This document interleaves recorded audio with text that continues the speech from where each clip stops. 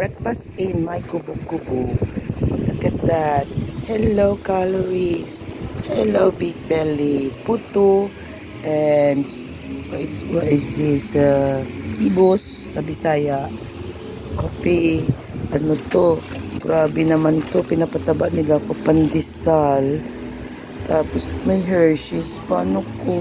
Ano ba yan? Temptasyon, temptasyon. Ano ba yan? Dami naman nilang treats sa akin. Taba-taba na nga eh. Anyways, pag-enjoy man ako. Pero siguro ito na lang.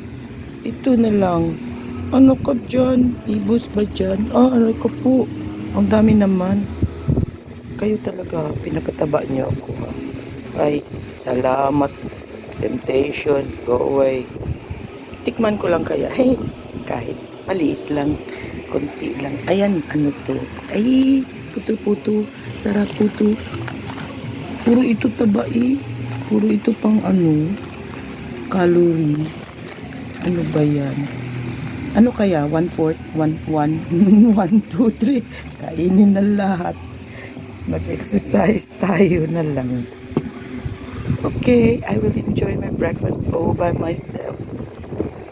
Hi, hi. Good morning, everybody. Have a blessed day. Bye.